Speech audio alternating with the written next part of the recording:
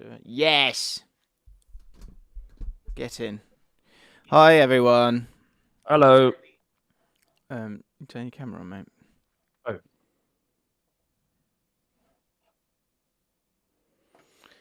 Bosh. I look like. Do you think I look a bit Islamic? Feels Do you like know what a I mean? trap. This feels like a trap. No. Yeah, a little bit. You do a little bit. You look like you could be in, what's it called? Converted. Free Lions or whatever it's called. Yeah. I feel like I might have converted to Islam and grown my beard out. I think I'd make a good Muslim.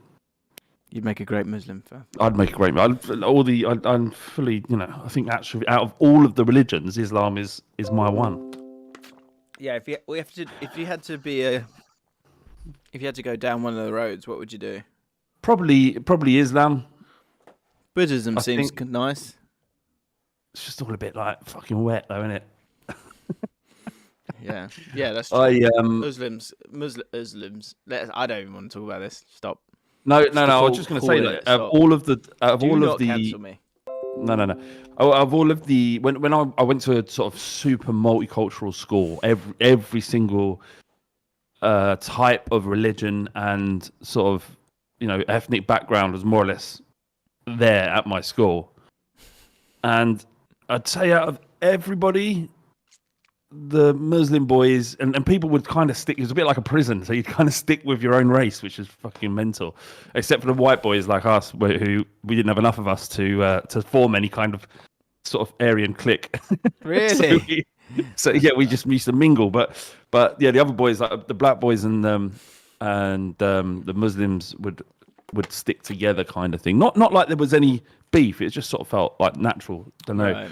But the Muslim boys were always like really welcoming and shared everything, and I was like, that maybe comes from their faith. Yeah, that's nice. So yeah, for me, I love the thought of you just sort of tiptoeing towards. I was lost, James. I was lost. Yeah, just for 5 years, just lost. So you're having done research on poor stereotypes, just like I don't know. Oh, hip hop's good, isn't it, lads? Bloody love hip hop, me. Nah, man, it was a case of just be quiet and listen. Yeah, really. Is that always as a kid at school? Was that your sort of role? You're quite quiet. Yeah, I was quiet. Yeah. I mean, there was a lot of personalities in my class, in my school. Like it was. I know I've talked about this a lot, but Highbury Grove is a terrible place to learn. And there was the violence and the fighting and fucking weapons in the school and other schools coming down and mass brawls and shit. And you're like, they're like Will's age and was doing mental stuff like that. So you kind of found your way. What I managed to do was I managed to just become friends with the people that might end up bullying you.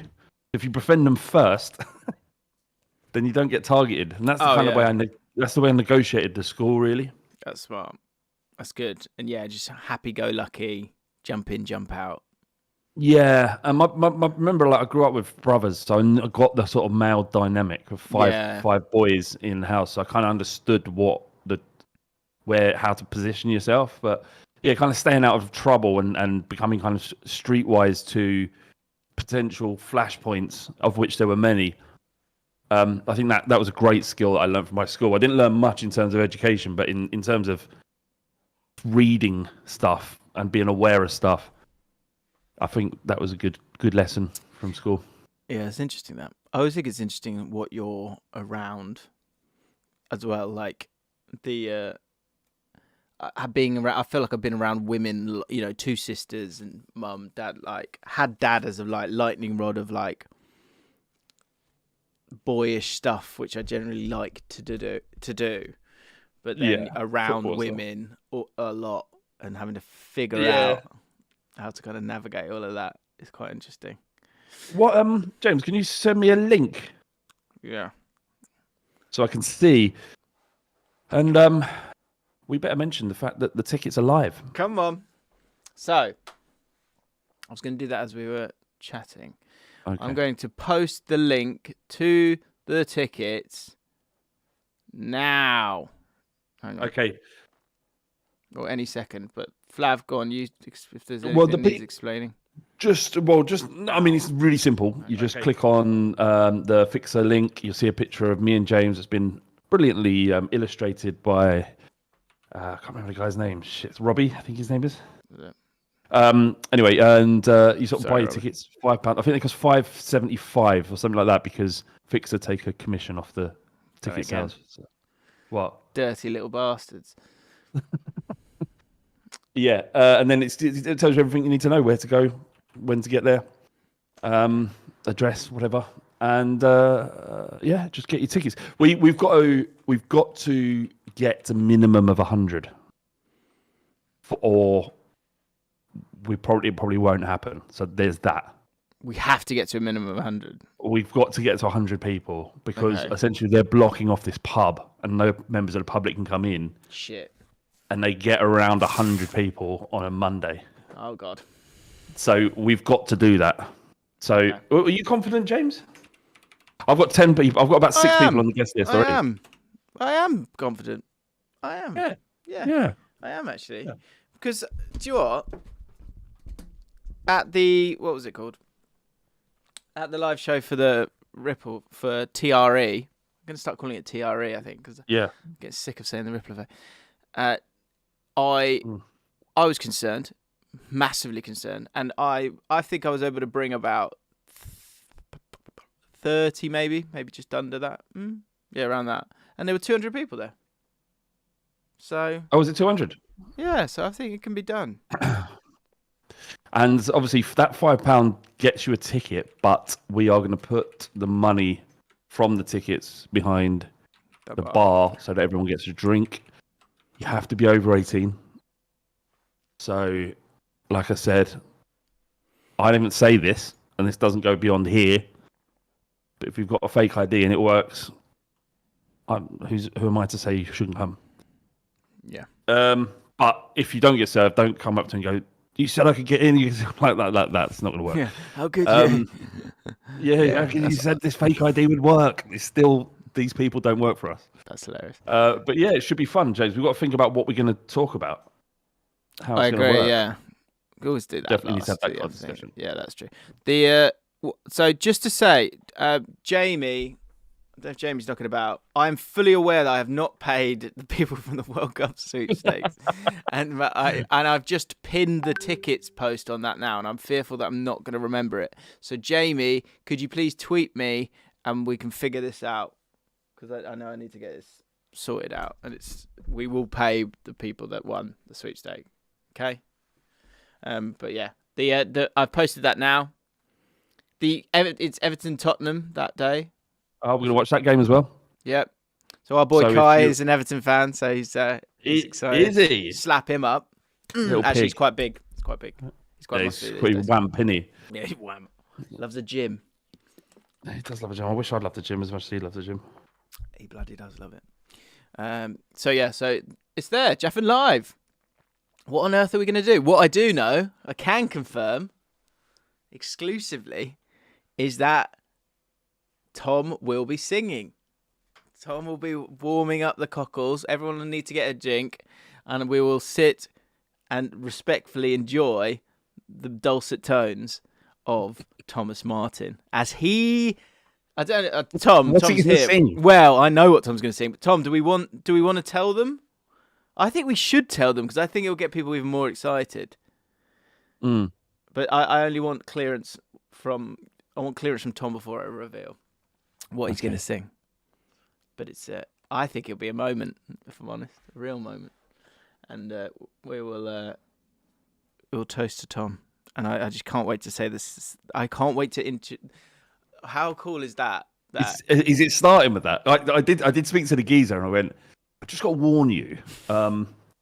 This might, the things we talk about, the things that might come up might sound a bit odd, right? There might be references to mollusks and there might be an opera singer there. And look, just roll with it. Look, everyone's in a good mood. Yeah. It's a really good point. So I'm happy to reveal. I'm so excited to say we will be able to say this sentence. And now performing live, Nessun Dorma, Nigel Martin's son. That's what's going to happen. That's a Yes, moment. That's a real, actual thing that's going to happen in our lives. I can't fucking wait. I can't believe it. It's gonna be, and you know what? I'm gonna get my mate Charlie to come down and film some stuff. Yeah, class. That sounds good. Nosham Dormer. Very good, Ross. Very good. Very good. Nosham Dormer. Nosham Dormer. Oh my god, John! I swear, like my community, but like if the people that write comments on my content are so much funnier than like other people. Who just got rid of the rubbish ones. The rubbish ones kind of go, oh, I'm not, can't be bothered. Someone wrote, I did a video on the Gary Lineker thing, and someone, oh no, sorry, I did a little sketch at the start of the Fallout yesterday, pretending to do a new show called The Day After the Match, and joking about my guests were Rika Mitchards and Manny Durfee. And someone wrote a comment going, mate, you could be the next Larry Lineker. I was like, that is brilliant. Larry Lineker. James, if they somehow would have said, James, do you want to do the do you want to do one today? You'd have to say no. You couldn't have done it. Yeah, you can't do it. Can't do it. Because that's kind of what I found it very interesting that he has done wrong. Like in what respect?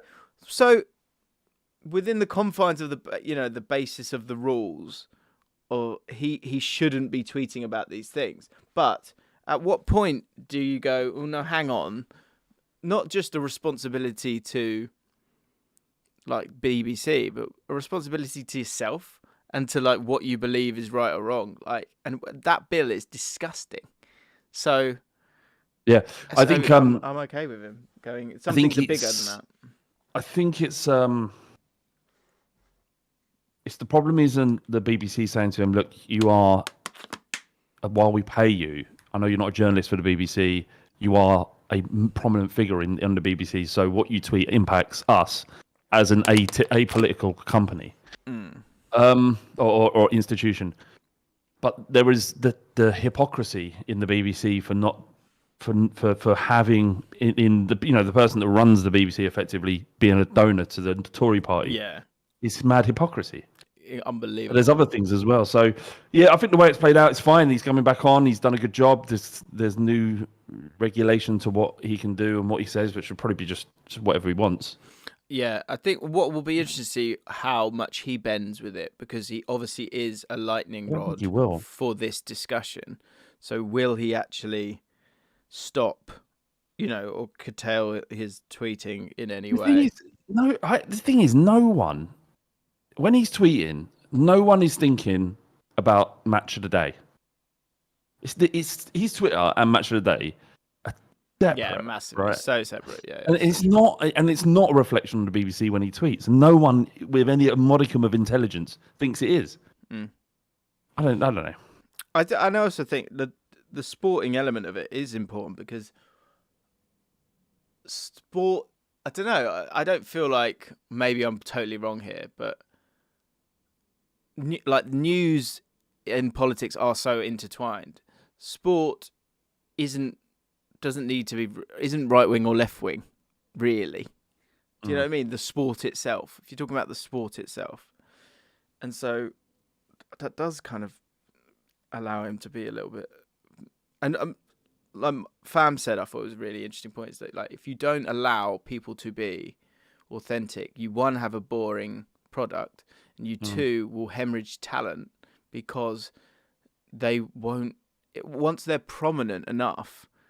This is the thing, that once people are prominent enough, they don't need the BBC, and they don't need Sky Sport. Like Mark Goldbridge doesn't need these things, right? Or even West Ham Fan TV don't need the BBC or any of these things, right? So yeah, you're going to lose talent to platforms, because there's more and more platforms. This isn't the 1990 where you've got 4 channels or whatever it was.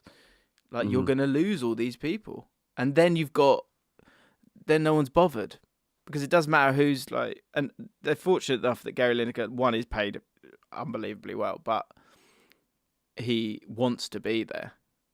But it's going to be interesting to see what happens once he's done. Like say he goes I think he's not really going to go anywhere, is he, for the next 10, 15 years? No. So it'll be interesting to see where it goes. Are you like, for fuck's sake? Yeah, will you fuck off?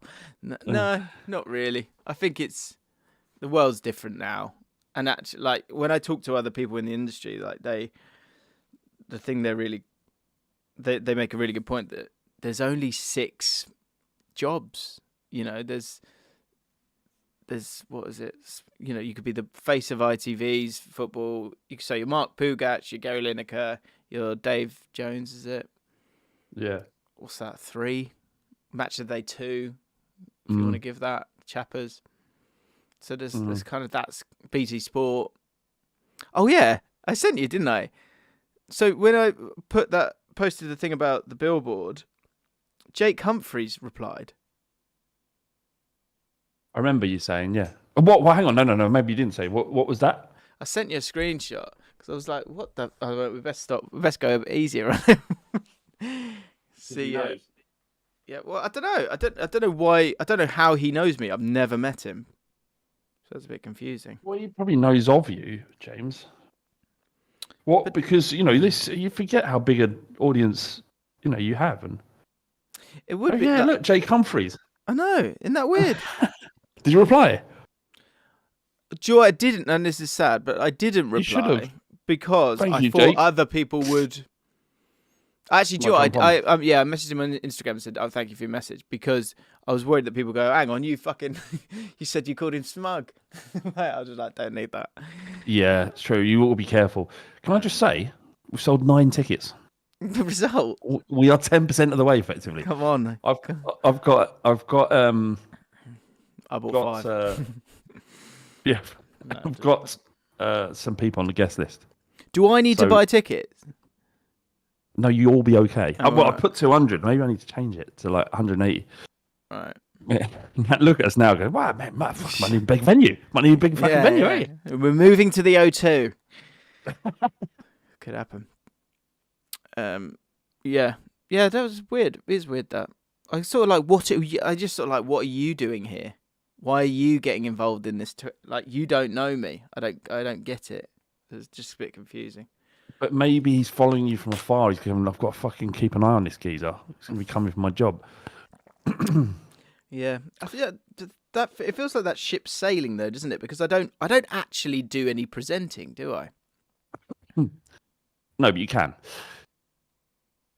Possibly. I don't know, man. I don't know. You won't need them really. Like I said before, it's like you've got the platform here and on other. Do you think? Do you think Match of the Day is dead? I haven't watched it in about 3 years. Really? I don't need to. True. I can get the highlights everywhere, and yeah. And I'm actually finding like I don't want to watch more football. Do you know what I mean? I watch enough football, talk about enough. Like to then on a Saturday night instead of watching a film with the missus or whatever it may be. Don't know. Unless like Spurs beat Arsenal or something like that, and I'll watch that. But right, that means bask in the glory of it all. Yeah, maybe. But yeah, I do think it's becoming more and more redundant. I don't know if the viewing figures have fallen or risen. I kind of still like it, if I'm honest. I know. I understand. Yeah, I understand. I'm not saying it's bad TV or anything. But... No. I like it as in like it's all in one spot. You haven't got to click on the next video. Like you get analysis. They are trying with the analysis. So yeah, because like you can run through the YouTube highlights, which I do sometimes as well. But it's just nice to get some views on it, I guess, like as in opinions on it. But yeah, I'm intrigued if people like it or not, because it was such a fixture, wasn't it? Goals on YouTube, analysis from the fallout. Cheers, Tom. Do you know there's over 500,000 more people watched Match of the Day? Yeah, of course. It was so weird. I didn't watch it. What was it? Just football, and then there was no commentary, was there? It was just like what? It was just like weird crowd noise, basically.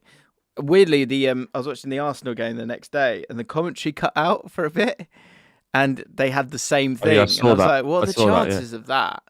And yeah, Dave Jones had to for about 30 seconds had to do the commentary, and he was terrible. Well, it just shows you the difference between the skill of a commentator is completely different from that of a presenter, and also radio commentary is completely different from TV for obvious reasons, but it has to be so much more descriptive. And Totally. what's happened with the boxing, the Zone has got, I can't remember his name. He's like the most famous caller for boxing in the UK. Fuck, what's his name? Anyway, look, he's known for, I can't remember his fucking name. It's annoying. He's known for being like an amazing radio caller, radio commentator. Right. But the Zone employed him as their chief commentator, and he brings the same radio energy to what you're watching, and what he's doing is describing absolutely everything to the minute detail that you have to do on radio because you can't see it, and it's really jarring because I'm like, I can see that he throws a jab, another jab, and you're like, I'm watching it, I can see. You don't have to say, I don't have to hear everything. You know what I mean? It's too much. Yeah. That's so interesting. Yeah, I find that fascinating. That was because the first thing I wanted to do was be a commentator. Yeah, but I think it's such a like I chat to Seb Hutchinson, who is a commentator for Sky now, and it's so interesting to talk to him about commentary because he has like a very different view on it from some others. Like, and you then hear, having chatted to him, you then hear his style. Adam Catterall, Ross is saying. No, Mike Costello. Yeah, you then have, so like he sort of like says it how he sees it, but is also he likes to keep it simple and he likes to keep the language simple. Whereas like we're sort of chatting about Peter Drury, and he was saying how Peter Drury writes that that's not off the dome. He says, and maybe he's right or wrong, I don't know, but he says that he reads that, like he has some of that stuff set up. And he said that, like he said, it's an amazing skill that Peter Drury has. But if you're not comfortable and confident in reading it whilst it's all going on at the same time, then you're going to get like caught out. But yeah, it makes me kind of listen to it a little bit different when he's kind of on it, because he sort of stays out the way a little bit weirdly as a commentator. So it's quite interesting. He's got great. Yeah, sometimes voice. You have to. What was interesting when they launched the Zone, they had for the boxing, the commentators, they had Maya Jama as a presenter with Laura Woods, and then obviously the commentators were Mike Costello and Andy Lee and Darren Barker and stuff like that. But Maya Jama good at the boxing? No, they've dropped her. So she's not there anymore. She's not on it, and she wasn't a bad presenter. She was fine. She's absolutely, look at her. She's amazing, and she's good at what she does as well as being, stunning. But you could tell they kind of lent on the stunning thing rather than her knowledge of boxing. Right. Because while she kind of held her own, it was clear that she didn't have the depth that Laura Woods has, for example, who understands the sport. Whereas she, so after a while, she just sort of faded away. I don't know how or why. It wasn't like an official announcement. She just sort of stopped being on air. Yeah. There's the woman. 13 sold. 13 sold. Come on. The woman with the glasses is very good. The blonde woman. She does Sky, I think. Laura. Oh, you know what I mean? Yeah, she is good. She's like a fitness freak. She's like super thin. Is she? She's brilliant. Yeah, she's really good. Yeah, she's because that's quite tough. Huh? That's Katie Abdo. Not Abdo. Is it Katie Abdo? I was chatting to. She does. So before I saw the billboard last week, I met up with the woman who. So Alexandra Addy. Flav. Rings a bell. So from Spotify, yeah. I used to work from with Acast actually. So yeah, so she's Spotify now. So I met her over email through you, probably 6 years ago, for Great Touch when that's right. you did. We were on Acast, Audio Boom. Audio Boom. It wasn't Acast. It was Audio Boom. Yeah. That's it.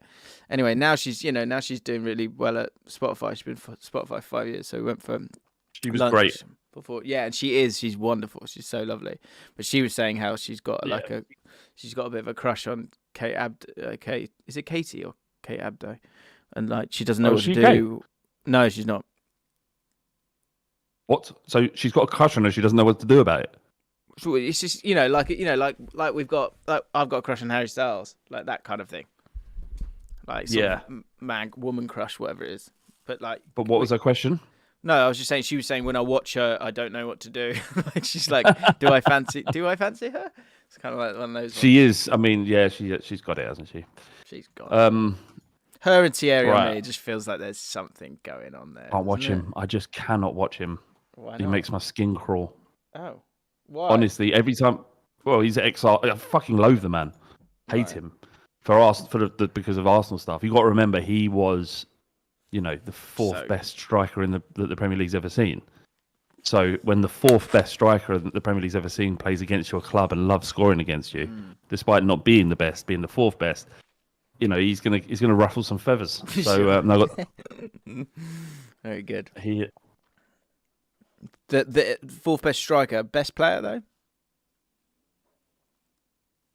But the best player the Premier League has ever seen, probably doesn't make top 10. Thierry, no, okay, not now. This is the one thing that when I meet people who listen to the podcast, the one thing that everybody brings up is this Thierry Henry narrative that I built. Yeah, it's class. Can't it's so good. It's good. You're locked in. Totally mate, yeah, and I love it because it's bulletproof because you're so detached from the truth now because it was such a long time ago. I can say, as long as I've got a relatively decent argument or like something that's in the right ballpark, like it's by saying, well, obviously Harry Kane is the better striker because he's scored more goals, lots more goals. So obviously, and that isn't a mental statement, but it's enough to get under the skin of Arsenal fans, and not just Arsenal fans, football fans. They're like, "Are you mad?" That's brilliant. Great. I saw the worst take I've ever seen last week. I think it was on Instagram, pitch side. Some lad said, I can't even say it. He said Maradona wouldn't make it into a top 10 Premier League side if he was playing now. Who said that? Some twat. Some donut. How could they possibly know? That is the worst take I've ever terrible. heard in my life. He's in the top 5 players of all time. That's a detrimental take. Like that can damage football. You sound like an idiot. Yeah. I just saw Ollie saying. I just saw a clip. I just saw a clip on Pitchside that's actually helped me reduce my brain cells. What was the? I don't know. He just said it at the beginning of this, so I don't know. Ask him. I love Theo now. For a while I was like, well, I don't really understand this, but is he putting this on? But he's not. That's completely him, and he's so certain he's right. And I fucking love it. I love it so much. It's so funny. He says there's so many. That was it. I said, and again, I really love Theo, but I said to the guys, he had to go. So I kind of said it behind his back, but so I apologise. But I said the amount of times Theo says something and you kind of would want to go, well, no, Theo, that doesn't that doesn't work. The amount of times you want to do that in an hour and a half podcast, and the two other lads said, yeah, but you sort of get used to it, and if you did that, the podcast would never end, so we have to let some of them go. That's so funny. Yeah. But what were they saying? What was it? Overrated managers. Oh. They're talking about overrated managers. Pitchside's fun. I think pitchside serves a purpose. It's interesting, isn't it? Now you got the club as well. The club sort of. I wonder what the club is becoming. As I don't really watch it, I don't really have the time to watch it. But I don't know if if you guys are watching it, what's the twist in terms of? From the bits I've seen, it feels a bit more mellow. They're taking. Of course. Yeah, so it's a simple watch along, and they give you. There are set topics that they want to talk that they know they're going to clip up for YouTube.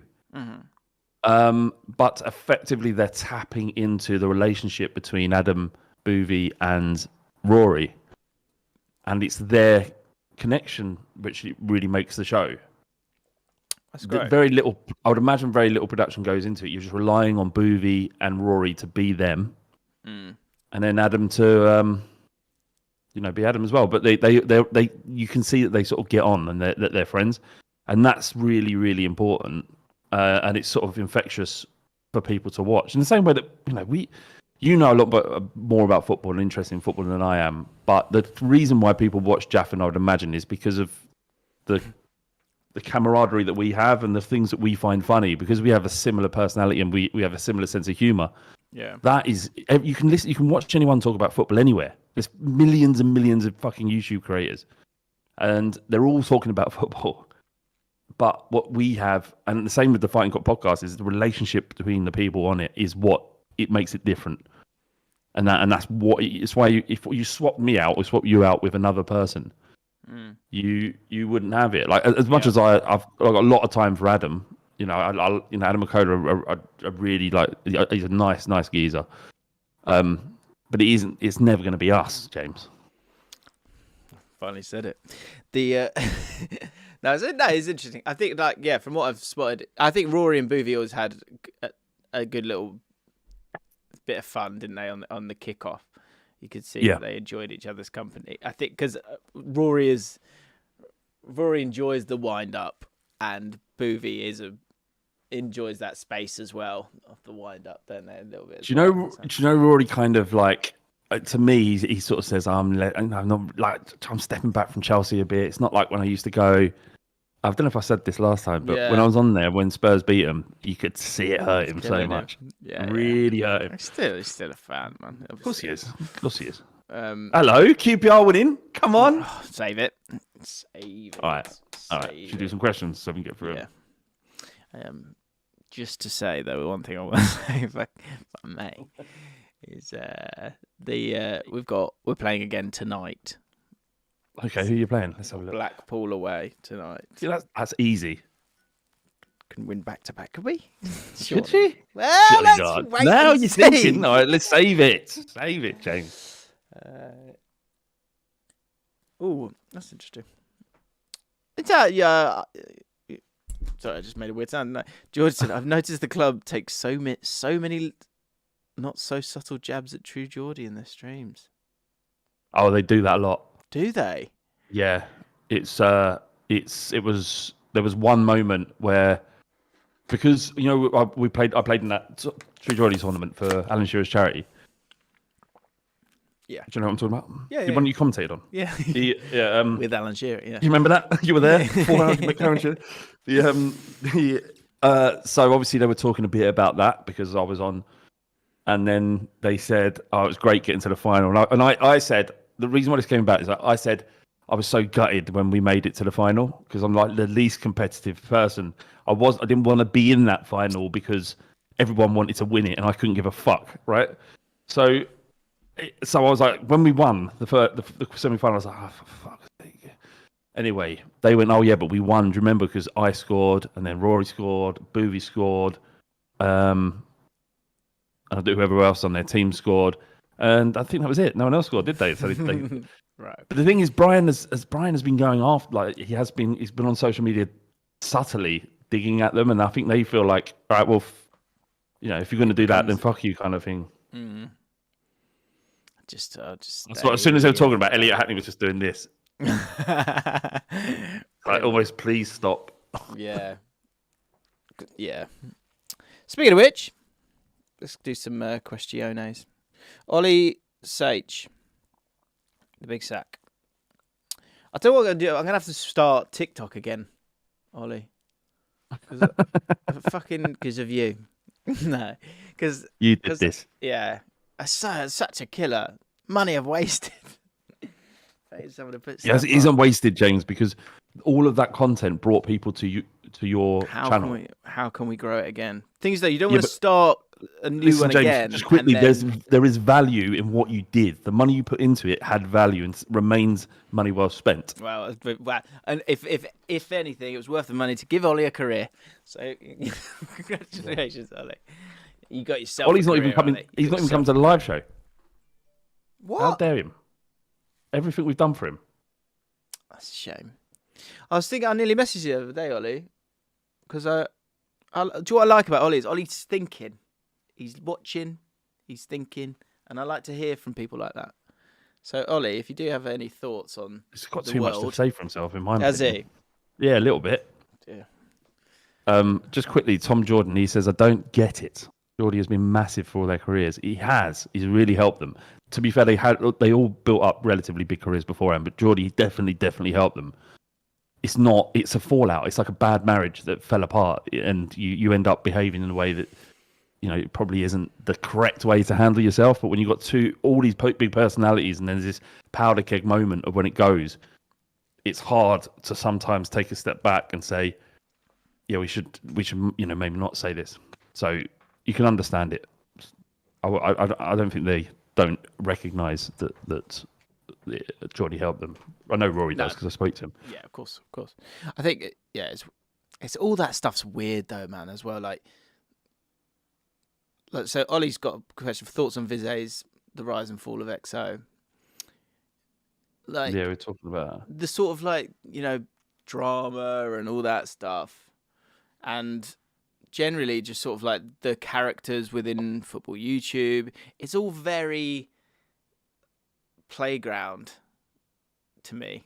Like, it feels a bit like, I don't know, you kind of want to stay out of it all, but you kind of... It's fascinating. I don't know, yeah. I mean, it is fascinating. People yeah, that's it. Like, people are always interested in it and people falling out and whatever. I think the thing is, I don't know any of these people enough to fall out with them. Do you know what I mean? Like, yeah, well, it's like that situation with Boovie. That was kind of a falling out, wasn't it? Yeah, but so what annoys me with those kind of things is like it's a nonsense. That's what I don't get. But like the thing is, what makes it more what's the word? Have a bigger vibration is like when the bigger you become, because like I just think you just see numbers go up on a screen and you don't take it in, but like when these things do happen and then people post stuff, it does have like it then you are aware of it all. Do you know what I mean? Yeah. So yeah, I don't know. I think I would look to be careful with those kind of things, like moving forward. The thing with I just don't like it. I'm like, I just don't like it. Yeah, no, fair enough. It's a waste of energy, isn't it? Really.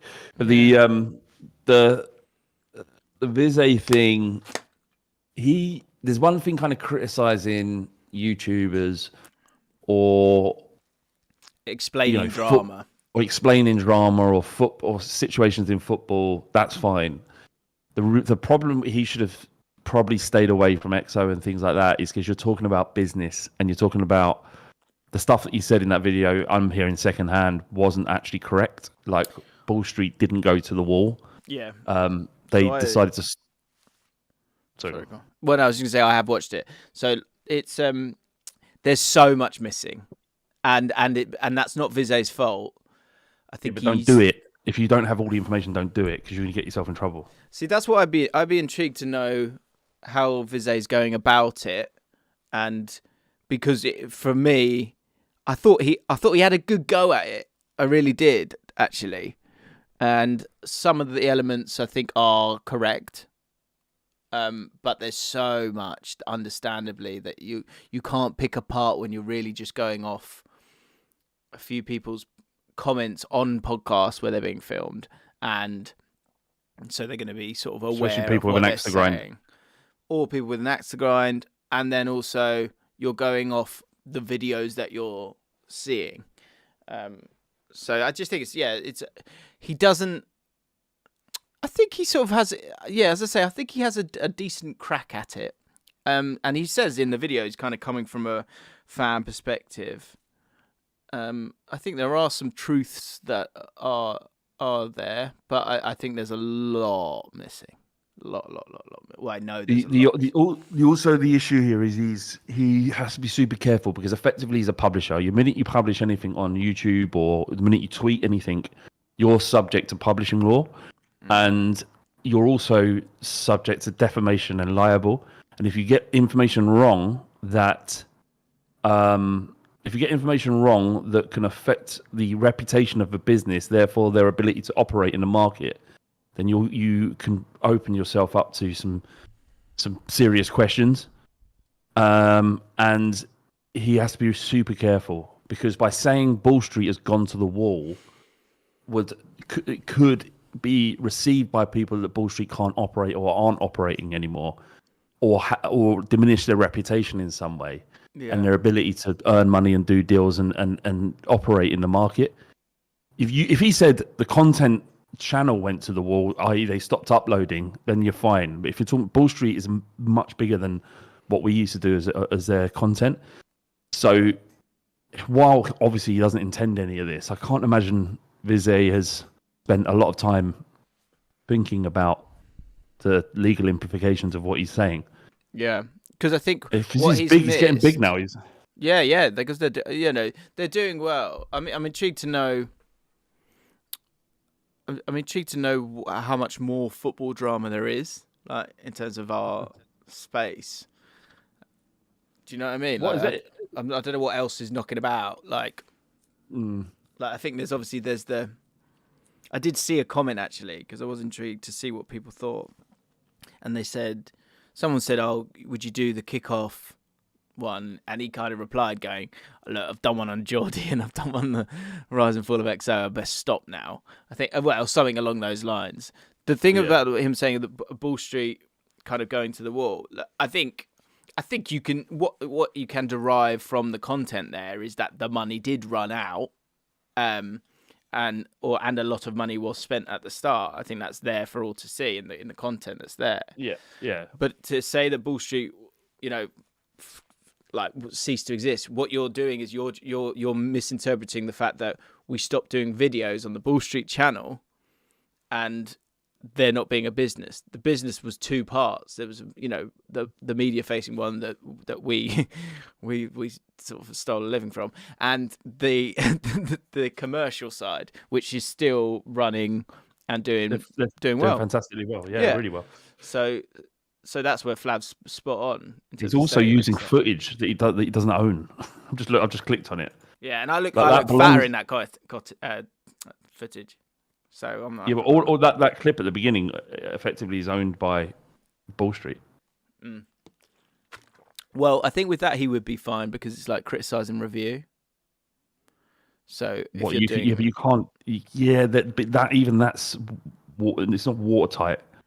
They could do a copyright claim through YouTube and get that video taken down, right, or at least demonetized. Yeah, that's true. Do you know what I mean? But I think he's trying to make good videos. Good work into it, though, doesn't he? Yeah, he's trying to make good videos. I still personally struggle to live in the negativity of things. It's you have to live in that. That's the thing, James. You're right. It's not a healthy place to be. Yeah, and yeah, I agree. I say but I say that obviously tentatively because I want Vizay to be happy. I hope he's all everything's fine, all that stuff. No, and I think he's having success, and it all the comments are like, wow, like this is an unbelievable document, blah blah blah, and I think he's, as I say, he's trying and he's excited, but the content is doing well because it is negative, and because it is about. And there are a lot of channels that do exactly the same thing. So again, this isn't at Vizay, but I can do it. He's got a good eye. He's making good stuff. Yeah. No, I really think he's clearly developed. He's much smarter than people give him credit for sure. No, for sure. I think it's because probably because from the north and he sounds the way he does. But he's very switched on. He's using every video is using footage he doesn't own. Oh yeah. I'm in loads of the videos. I remember he's a sound lad. I really like every time we worked with him on Bull Street. He was I just thought he was a pleasure to be around. Really. The one thing I was disappointed with the DT thing. I said that on here last year. I didn't think he needed to get involved in that or suggest that others should be getting involved in that. But yeah. I like what he's trying. I get what he's trying to do. Oh, do you know what? I'm actually excited to see what he does because I think he's running out. He's running out of these controversies, and also I'm intrigued by his process because is he just watching a load of stuff or is he sort of talking to, is he investigating it by trying to find out, a little bit more? Because there's say this XO one. If he wanted to, and I wouldn't have said anything, but he knows he could he could have messaged me, he could have messaged you, could have messaged Paul, he could have messaged like a lot of people to ask about Ball Street, to fact check what he wants to say, and the same for other things. So, but yeah, I think he's going down a really exciting road for himself, which I think is great. Just looking back for his channel now as you were speaking, it's this mad World Cup content. It's a fucking pit, isn't it? Because no one watches it.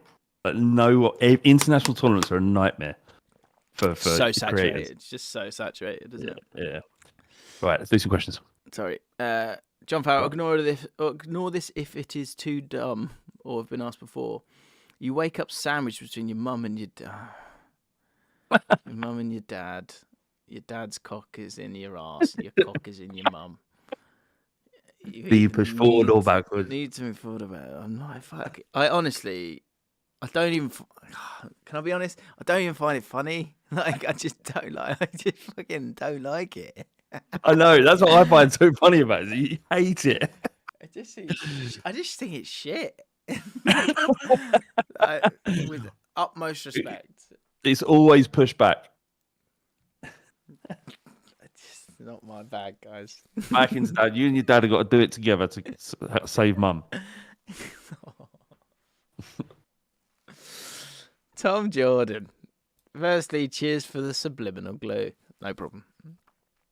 Who's the person you've both been most nervous to meet / interview? Only forwards to the live. So Alex has said that I'll either be able to meet and certainly quite possibly have on Ian Wright, and that that blows my mind. Yeah, because I don't know if I told you this. He's fucking lovely. I don't know if I told you this before, but there was, and I might have said this literally last week. But obviously he was an investor at Ball Street, I think, or had some sort of part in it, right? Yeah, I never met him. And all the content that he ever did with Ball Street was before I got there. And then about 3 or 4 years into Ball Street, I was in the office at 6 o'clock waiting for Great Touch lads to do the podcast. And I just saw him go past the meeting room and goes, "Where's Matt? Is Matt here?" And I was like, I just saw him for a split second. Like, that's Ian Wright. And I just was frozen, didn't know what to do. And I to this day have not met him. Yeah, you'd love him. That would be a great podcast. I'd love to see that happen. Yeah, it would be so cool. So that would be mad. I think that would blow my mind a little bit.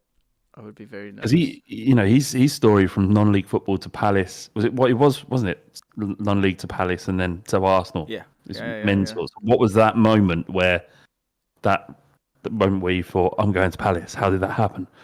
Yeah. What nearly happened? There's a good documentary on it. I think it's called. If you go on YouTube, you can find Ian Wright something from nothing or something. I think that's what it's called. Something from nothing. It's a really really good documentary on him. Is there anyone else? Not really. I think that's about it. I said when I interviewed him, I said, "You made me cry when I was 9 years old. Arsenal came to Spurs. I was in White Hart Lane. I think it was Ray Parlour crossed it over. Andy Linnigan headed it on, and he goes, "I know the goal. I remember it vividly." He goes, "And I headed it in, and it was 88 minutes." And he goes, "Honestly, I'm really sorry I made you cry. It wasn't personal. I had to do it." He apologised for making me cry, which was very cool. It was a lovely moment. He on his podcast, so he has a podcast with The Ringer, I think, but certainly with Spotify. We're sort of friends already. And he chatted about it in his podcast. In the last, there's a clip on Musa Okwonga's Twitter. If anyone wants to check it out. Ross Simpson, how big and beautiful are Gary Lineker's balls? Never seen him myself. I don't think it was difficult for him to do everything he's done once the tweets have gone out, if I'm honest. Because he knew he was right. Yeah. So when you know you're right, they can't just be right wing and left wing and we don't know what's right. What he's saying is right. So I would have done exactly what he'd done. You can't apologise for that. You cannot. You've got nothing to apologise for. Exactly. giving an opinion. Yeah. Who's this specky England goal scorer? Give me his opinion. Yeah. Andres Niku, have you picked the one Monday Spurs are playing for the live show to actively avoid watching us? What has Conte done to you? We're watching it. We're watching it at the event. Come and join us. Yeah. Come and do the live show, then watch the Spurs game with us, and watch. Please don't scream in my face or gloat, because that's not nice. Watch them relegate Everton. Sam Hansen. Oh, they'll play. We'll watch. Good point. Tyler Friedman. How much would you need to be paid to have hosted Man United match of the day last weekend? I think so. There's two sides to this, right? There's the opportunity of like showing what you can do. Because if you think of it, but one people go, "Oh, how could you?" But then they could also go, "Do you know what? He was quite good, you know." So it's that opportunity. I think I wouldn't have done it. I just wouldn't have done it. No. I don't. I would have. If you'd have asked my advice, I would have said probably not. Don't do it. But I wonder how many people really gave a shit, James. Like, I know there was a huge furore, and there's tons and tons of negative press for the BBC, and Twitter was awash with very sort of opinionated sort of left-wing people going, "This is outrageous. There's massive hypocrisy," which I agree with. But I would say like 90% of football-going public just couldn't give a fuck either way. I really do. Oh, the public. It's like these. Oh, the staff. Yeah, like even the Super League, right? A Super League. Back to the Super League again.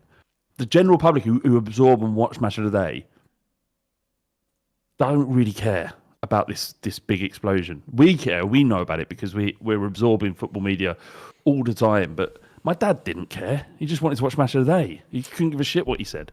And most people. So I would think, James, that if the only thing that was damaging is that the gatekeepers to these opportunities would have been well involved in that, in what was going on, and really sort of impacted by it. So by doing that, you may have upset some people that could help if you wanted to pursue that area. Do you know what I mean? But you've got to keep coming back to what was he tweeting about. That's what people keep forgetting. So that's the ultimate decision. Always winds back to, well, do you disagree with what he did and what he was talking about? Well, no. Well, then you can't be aligned with the opposite. Freddie Machin. Who's the opposite of a streets will never forget player? The pavement may misremember. Like Stuart Armstrong. That's a good bit. Spurs. That could be a good bit. Yeah, maybe save that for the pod. Forgettable players. It's almost like Culverhouse, isn't it? It's just these random sort of... Yeah. Stuart Armstrong's a great one. Good plays. Rory Delatton. No, he's a bit more famous than that. Steve Sidwell. Don't know. Yeah, Glenn Whelan. Paul McShane. I don't even know who that is. Glenn Whelan. Tony Hooper. Do you mean? I think they need to be more like they can't be so obscure that no one knows. I don't know who Tony Huber is. What is he know? How many players in the last 10 years who the streets have forgotten? Yeah, the pavement may misremember. Ariel Romeu. Oh, he's a good player, actually, Romeu. Yeah. Nathan Redmond. There's a load of West Ham strikers you could chuck in there, couldn't you? But actually, what you want is someone who had longevity of playing Premier League football. But yes, so save it. Yeah, right. Let's save this. We'll do this on there. Okay. Can one of you guys remind us when we do it? Because I forget. Yeah, put it in the comments. John Dewhurst, do you agree that the best ripple effect of all time is that? John, that's 3 weeks on the trot now. What's he done? He's in the butthole lick thing. Stop typing it in there. We've spoken about it. 3 weeks on the trot now. You've made it a thing though, James. Nah, I'm not reading it.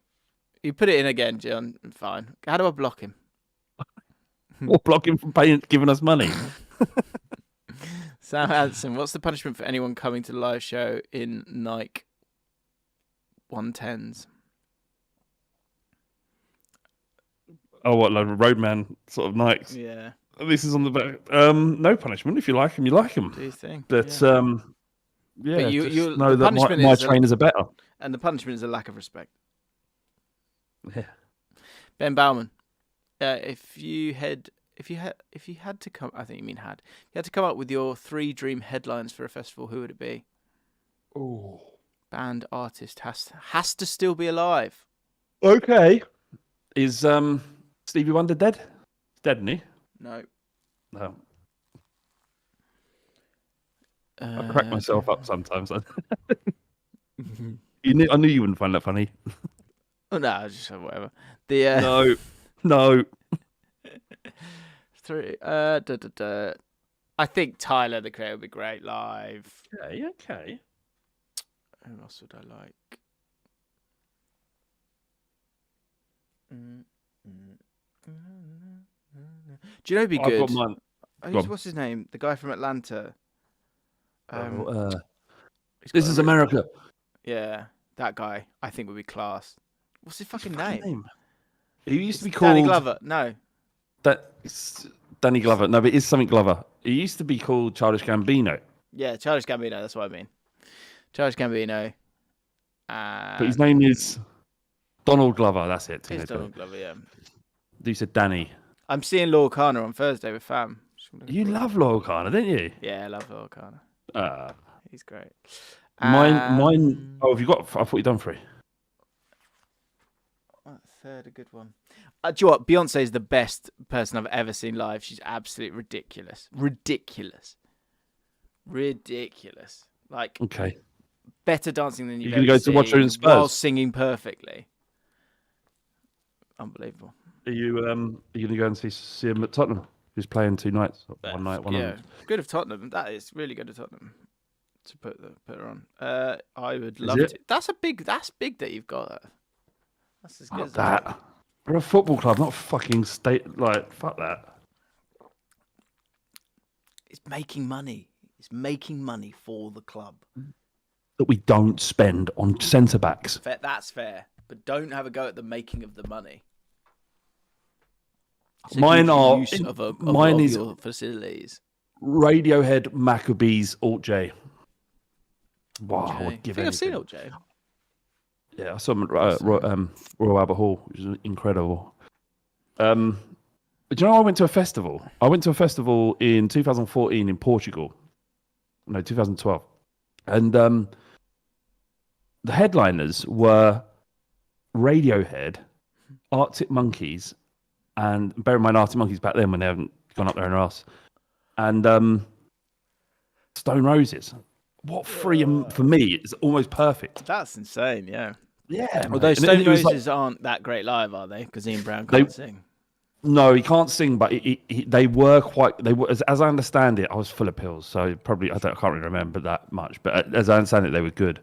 And what was great about it was really warm, James. Right, it was really warm. It was like they come on at about 10. It was in the middle of July, so it was like it's Portugal. It's still about 20 odd degrees, and there was just this slight drizzle in this really hot sort of while watching, and that was lovely. Yeah, that's great. Luke Taylor, morning lads. There is a bag full of balls. 99 balls are blue. If you pull one of them, you instantly win 100k. There is one red ball. If you pull that one, you lose your YouTube channel /podcast and have to start again as an apprentice on a building site being bullied by Big Kev. You're not allowed to restart up in media. How many times do you pull? Big Kev. So you win how much money each time you pull out? 100k. I think it's what I don't know how to do this. So it's just 1 in 100. So you're what's you could do maybe 15. I don't know how much more likely. So yeah, if you did 10, well, you do 10. That's 1 in 10, isn't it? So every time. So 10% you know what? I'm really happy with my life. I'd leave it.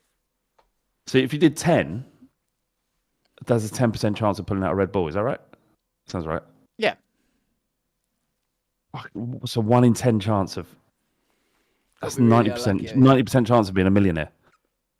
Oh man, I don't know. I'm not a gambler, so I wouldn't enjoy that. But I'd probably go 5. Yeah, 5. 5. Yeah. God, it should be fine, shouldn't you? You got to be so unlucky, haven't you? No! These are the kind of questions. I'm after. Like, well done. Morgan Ryan, happy Cheltenham and Paddy's week. Have a guess how much Guinness I'll consume from Thursday to Sunday, and I'll report back next week. Thursday, 6. Friday, Saturday, Sunday. 5 a day at least. 6, 7. What's that? 20? 20? 20 points. Okay. Right. Thank you very much, guys. We will see you on Thursday. Go and buy your tickets. We have a little update. See how we're getting on. How are we getting on? We have sold 18 tickets. We are 20% of 18% of the way there. Come on. People watch this back. Also, when it goes live, we've got to do a big push on the main pod. What we will say is that, and I might post this, basically, patrons it's yours for the next 2 days. So I would get them now, just in case somehow we sell a lot. The thing is that we have 200 is the absolute limit. It's their safety certificate means that they can't have more than 200. Right. So it won't be like, oh, can you squeeze another couple in? We won't be able to. They'll have a list which they'll be very strict about. Yeah. Do people use the Jaffn Discord? Do they? There it is. Yeah, stick it in for sure. I'll stick it in there as well. Okay, but as I say, patrons first. Patrons first. Yeah, 100%, of course. Until Thursday. Is it going out on Thursday or Friday? When are we doing it? Do it Thursday. Do you know I was supposed to go up to do a Spurs in Crisis special for the overlap, where it was just me, Jack Pittbrook from the Athletic, and Carragher. Oh, which would have been wicked. Yeah, but we won. They're not doing it now. And maybe next week. I think Spurs. Well, we've got one game a week now. I think we're going to win quite a lot. Right. Yeah. I was thinking that as well. No Champions League is not actually the worst thing that could happen.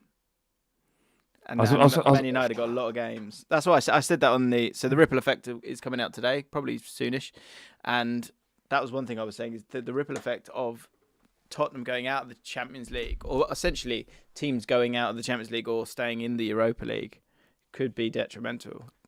And I was thinking with Arsenal, it's quite interesting because you probably want to just keep winning all the time because you want to retain that momentum, and you're still going on two fronts, because once you go out of the Europa League, then all your eggs are in that basket. But at the same time, it's dangerous for you to kind of. They are going to they're going to win the league. Yeah, I think they might. April's where it could fall apart from, but anyway. Yeah. Let's save this. When are we doing it? Wednesday or Thursday? Let's do Thursday, please. Thursday. All right, that's better for me as well. Lovely.